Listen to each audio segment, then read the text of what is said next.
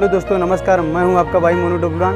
अगर आप लोग नए हैं मेरे चैनल पर तो चैनल को सब्सक्राइब कर लीजिए और घंटी को भी प्रेस कर लीजिए, क्योंकि मैं ऐसे ही वीडियो बनाता रहता हूं। तो देर किस बात की, चलते हैं, स्टार्ट करते हैं। और वीडियो में कोई गलती हो गई है तो मुझे कमेंट बॉक्स में ज़रूर बताएँ। तो धन्यवाद एंड लव यू।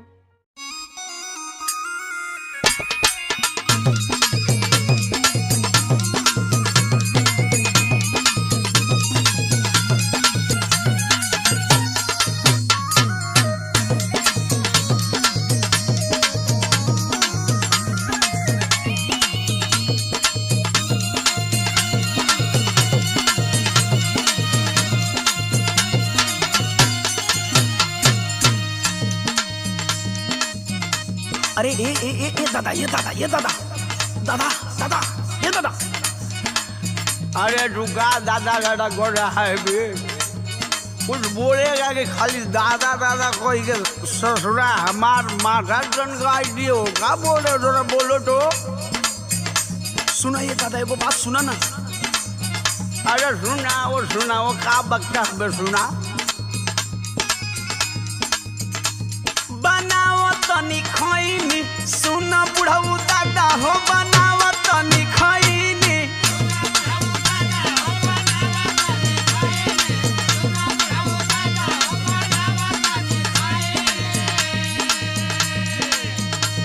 अरे बता तोहर वाली बड़ की चुनौतिया का फैल दे।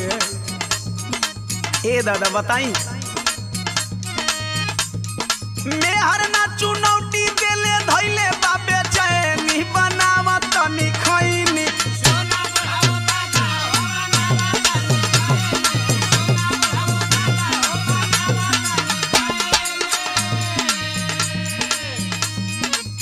यहाँ का अर्थ हुआ हो? कुछ नहीं दादा ले खाली हाल चल करे नहीं। दादा ढेर दिन पर भेटाए ना, कुछ नहीं कर। तू हाल चाल करत हुआ? हाँ भूलवावत हुआ हमके का तो के नशा करे से मना कैले रहनी है ना। ए दादा सुना फलाना वो इ नशा ना करो ना, खाली हमसे हाल चाल करो ना। तू चुप रहा बुढ़ऊ, बोला मत। अब तू हम हूँ के जटबू। अरे सुना पहले इनकर हाल सुना। बिगाड़ लिखले दासा करही में नशा हो, बिगाड़ लिखले दासा।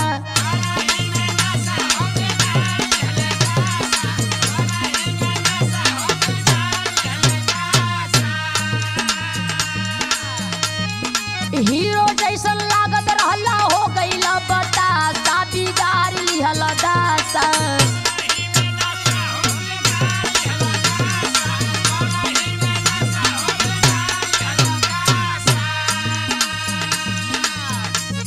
आशीर्वाद के मम्मी एगो मजबूरी बताई। अब भूलवा मत हमके। सुनू का सुनाओ तो बोला।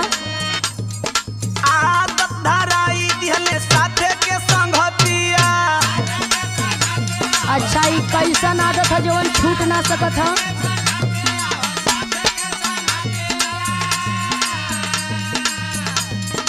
का कहीं रानी अब छूटे ना आदतिया।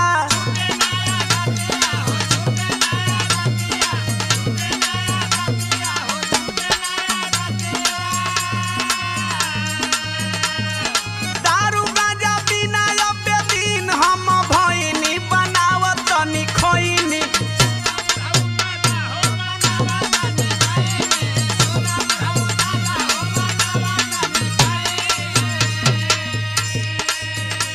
सुनो, हाँ बोलो।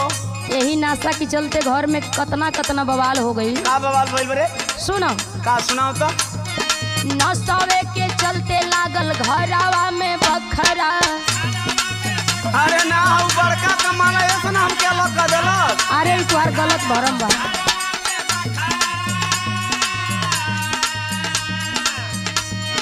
पी के पड़ोस में करावेला तू झगड़ा।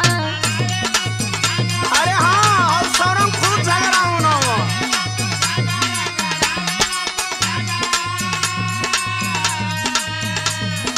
दारू गांजा पी के रोटी करेला तमाशा, बिगाड़ लिखला दासा।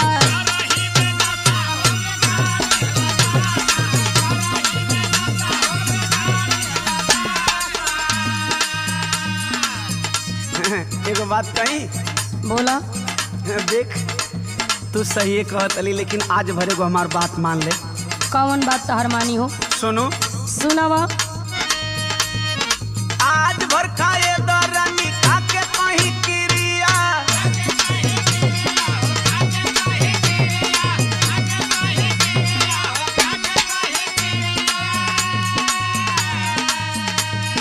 मरद के दर्द बुझत कैसन बारू तिरिया।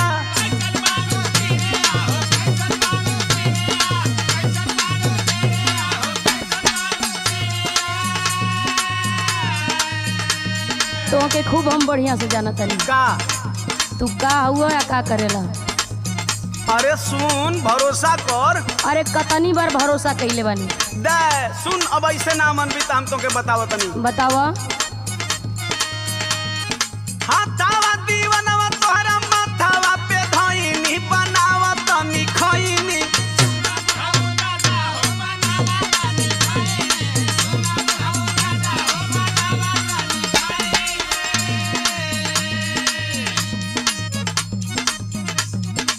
सुना, हाँ तू कितनी बार क्रिया खैले बड़ा, कितनी बार गलती कैले बड़ा। अरे अब ना करो। तोहरी बाती में हम ना आवे वाला है। का बोलता? बढ़िया से रहम तोहर जानत बानी हम हो।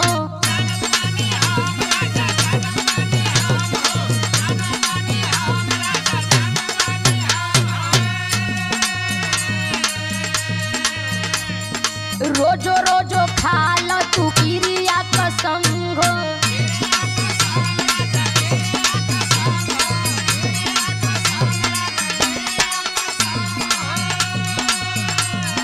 कहेली मीनाक्षी रोजी बलटेला पासा बिगाड़ी ली हलदासा।